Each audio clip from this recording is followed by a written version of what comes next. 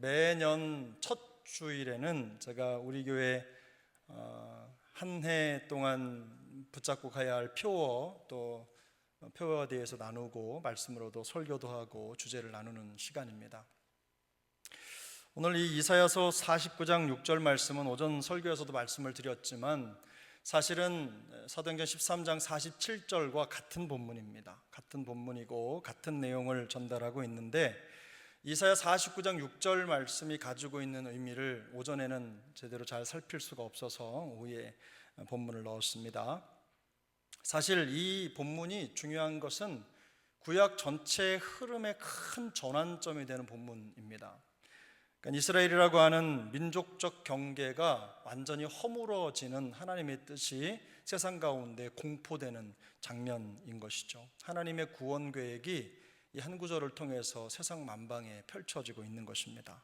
사실 이스라엘이라고 하는 나라는 바벨론 포로로 자기의 색깔을 낼 수 없는 그런 절체절명의 위기에 있었습니다. 매우 절망적인 상태인 거죠.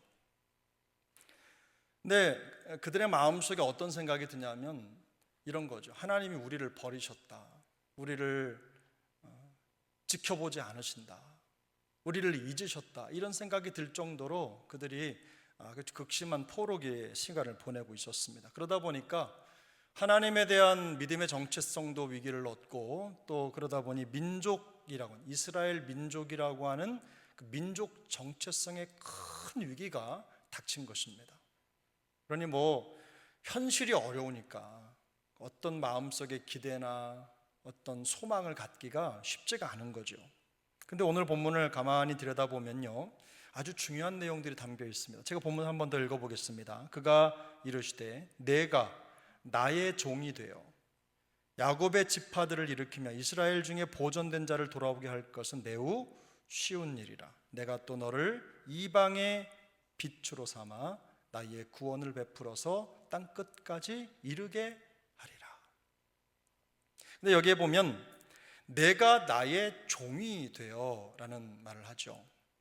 이 종이라고 하는 말을 우리가 이미 잘 알고 있듯이 종은 자기 주권이 없습니다. 사실은 그 주인을 섬기는 역할을 하는 게 종으로서는 자기의 책임을 다하는 것이죠. 그래서 자기 색깔이 아니라 주인의 색깔을 가지고 섬기는 자리에 있는 사람들을 우리는 종이라고 부릅니다.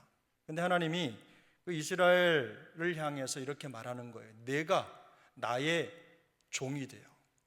이스라엘은 자기 색깔로 살아가는 존재가 아니라 누구죠? 그들을 부르신 하나님의 색깔을 가지고 살아가야 되는 존재인 겁니다. 그래서 이 이스라엘이 받은 종의 사명은 단순히 그들만을 위한 게 아니라 사실은 하나님의 생각까지 도달해야 될 숙제가 있는 것이죠. 근데 번번이 이스라엘 백성은 그걸 실패했어요. 그래서 이 부르시는 이 부름의 상황을 보면서 이들이 내가 나의 종이 되어 라고 하는 것은 사실상 하나님께서 이들을 불러서 사실 그들을 회복시키겠다는 약속을 주시는 장면이 아닙니까? 놀랍게도 오전에 말씀드린 대로 이 말씀이 구체적으로 성취되는 그 점이 누구냐면 바로 예수 그리스도의 탄생을 통해서 정리가 되는 겁니다. 누가복음 2장에 말씀하고 있는 것대로 32절이죠. 말씀하고 있는 대로 뭐죠? 이방을 비추는 빛으로 예수님이 오셨기 때문에 이 말씀이 그대로 성취가 되는 거예요. 우리가 읽었던 오전의 본문 사도행전 13장 47절도 바울은 이 말씀을 자기의 것으로 받아들여서 마치 하나님이 자기에게 지금 이 말씀을 하시는 것처럼 듣고 있는 겁니다. 그래서 바울은 하나님의 종이 되어 하나님의 생각을 세상 가운데 펼치는 존재로 서게 되는 것입니다. 이 나의 종이라고 하는 이 표현 자체가 그런 의미가 있습니다. 그런데 이 나의 종이 돼서 이스라엘 백성들이 펼쳐야 할 일이 오늘 본문에 세 덩어리로 기록이 되어 있는데 이 첫 번째 덩어리는 이거예요. 이 매우 쉬운 일이라로 결론이 맺어지는 그들이 포로 상태에 놓여 있던 그런 그들이 회복되는 것이 하나님에게는 너무 쉬운 일이라는 겁니다. 실제로 이 쉬운 일이라는 거는 그냥 아무것도 아니란 뜻이에요. 아이 그런 거 아무것도 아니야. 근데 여기에 요 조그마한 게 하나 있지만 예를 들어서 이걸 이만큼 놓고 보면 다 보이잖아요. 근데 얘를 눈앞에 이렇게 갖다 놓고 보면 사실은 아무것도 보이지 않는 겁니다. 근데 이스라엘 백성들은 지금 이런 상태인 거거든요. 그들이 겪고 있는 고난과 또 포로가 되었다고 하는, 바벨론이라고 하는 거대한 나라의 포로가 되었다고 하는 것은 그들의 생각 속에서는 결코 작은 일이 될 수가 없어요. 가벼운 일이 아니에요. 그들의 힘으로는 벗어날 수 없는 참으로 깊고 깊은 수렁에 빠진 겁니다. 근데 하나님은 뭐라고 말씀하시냐면 그거 해결하는 거 아무것도 아니라는 겁니다. 아무것도 아니라는 거예요. 나에게는 너무 작은 일이라는 거예요. 하나님이 그들을 포로에서 자유케 하시고 그들이 불가능하다고 생각했던 그 일을 이루어 주시겠다는 말씀을 하시는 거예요. 너무 쉽게.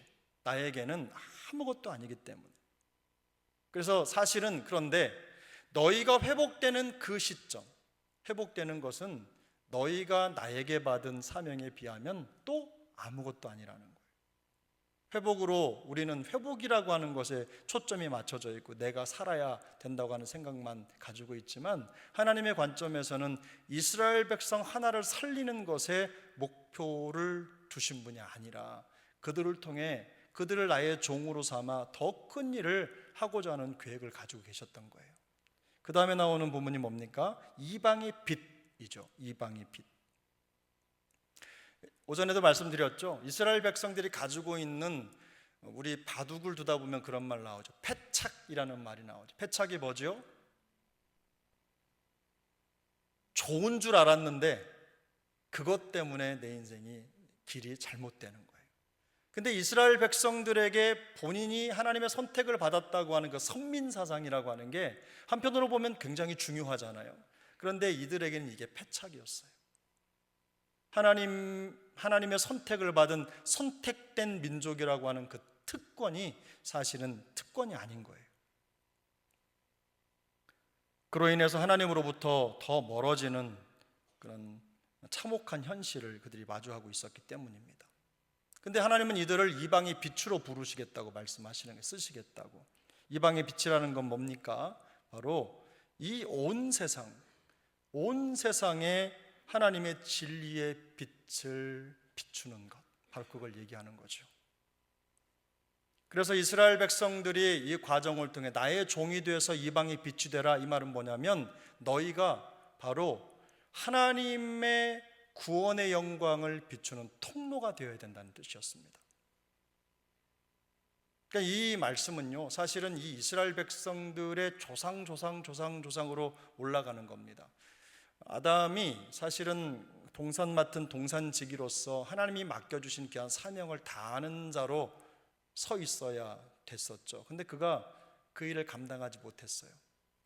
그래서 흘러 뭐 이런 조상 저런 조상을 지나서 이제 아브라함에게로 온 겁니다. 하나님이 그래서 아브라함을 끌어내서 그로 하여금 어떻게 됐죠? 이 세상의 복의 통로로 쓰시겠다고 결정하셨잖아요. 그리고 언약을 주시고 그를 통해서 그 언약의 역사를 이어가는 겁니다. 거기까지 올라가는 겁니다. 하나님이 아브라함을 불러 그로 하여금 세상을 향한 복의 통로로 쓰시겠다고 말씀하셨던 그 말씀의 역사가 이스라엘 백성들을 통해 나타나야 된다는 거예요. 그게 이방의 빛이라고 하는 말 속에 담겨진 의미입니다. 그러니까 하나님의 언약을 계승하는 계승자로서 서 있어야 된다는 것이죠. 그 다음에 이 땅 끝까지 이르게 하리라, 이런 표현이 있죠.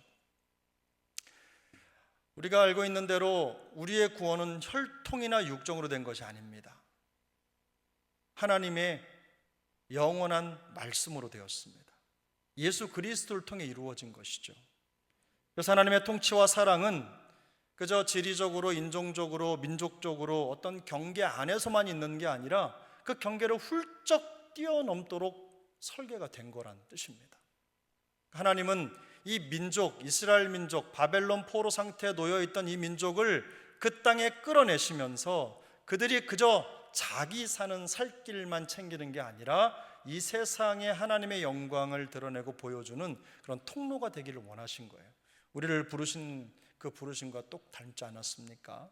그리고 사실 우리는 다 알고 있어요. 누구든지 주의 이름을 부르는 자는 구원을 얻으리라. 다 알고 있습니다. 근데 여기에 조건이 있죠. 누구든지 구원을 받는데 그 조건이 뭐예요? 주의 이름을 부르는 자는 구원을 받는다. 이 세상에 주의 이름을 부르도록 그런 하나님의 선택된 하나님의 사람을 찾도록 하나님이 우리를 부르셔서 여기에 두신 겁니다.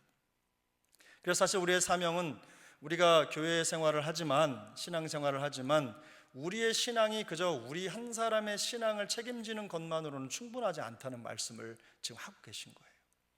우리의 마음의 지경을 넘어서야 되고, 가정의 지경을 넘어서야 되고, 우리의 모든 지역적 여수라고 하는 지경을 넘어서야 되고, 여수, 순천, 광양을 넘어서 이 나라와 민족과 세계 열방을 향해서 나아가는 그 복음의 역사의 진원지가 바로 다름 아닌 나라는 뜻입니다. 우리가 하나님의 말씀을 보내지 않습니까? 그런 것처럼 내 가족, 내 공동체 회복, 그거에만 매몰되어 있으면 안 된다.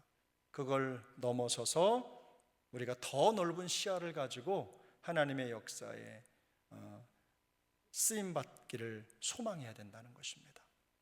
사실 우리가 그렇잖아요. 내 문제, 이스라엘 백성들이 지금 그런 상황이잖아요. 내 문제, 우리 민족 문제, 더 들어가 보면 우리 가정 문제, 이 문제가 해결되지 않으면 다른 일로 한 발짝도 나가지 못하는 것이 우리 현실이잖아요.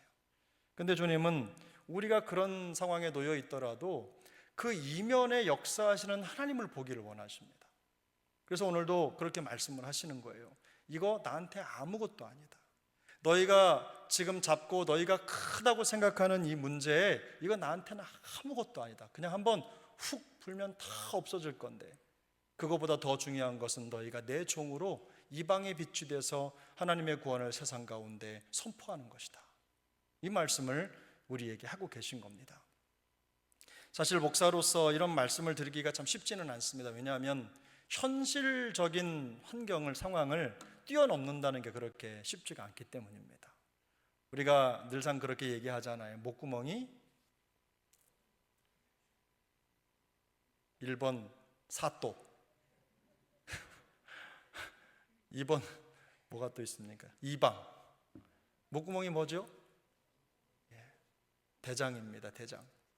그래서 이 먹는 것, 우리의 현실 문제가 연결이 돼 있으면요, 진리도 버립니다.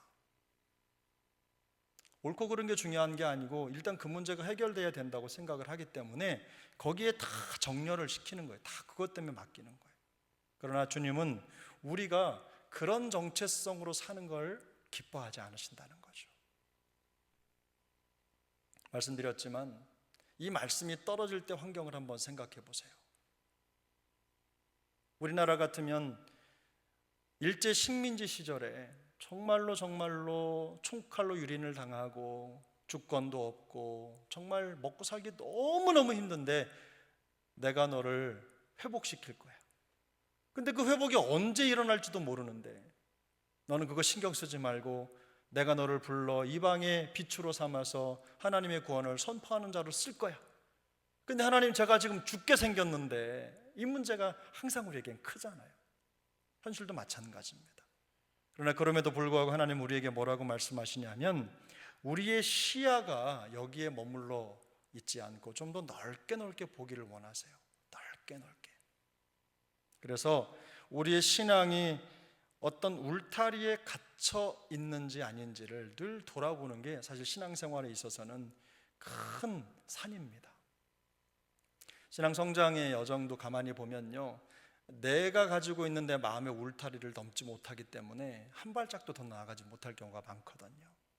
내 상황, 환경, 또 내 믿음의 수준, 이런 것들을 훌쩍 뛰어넘는 그런 시야를 주님이 갖기를 원하십니다. 저는 우리 세종항교회 영가족들이 이런 하나님의 시야를 담게 되기를 축복합니다. 그리고 2026년 한 해 동안 하나님이 우리에게 주신 이 사명을 깨닫고 그저 내 가정, 내 인생 여기에 함몰되지 않고 하나님의 나라와 영광을 위해서 더 견고하게 세워지고 그 사명을 이루어드리는 그리스도의 몸된 교회로, 공동체로 더욱더 견고히 세워져 갈 수 있기를 예수님의 이름으로 축복합니다.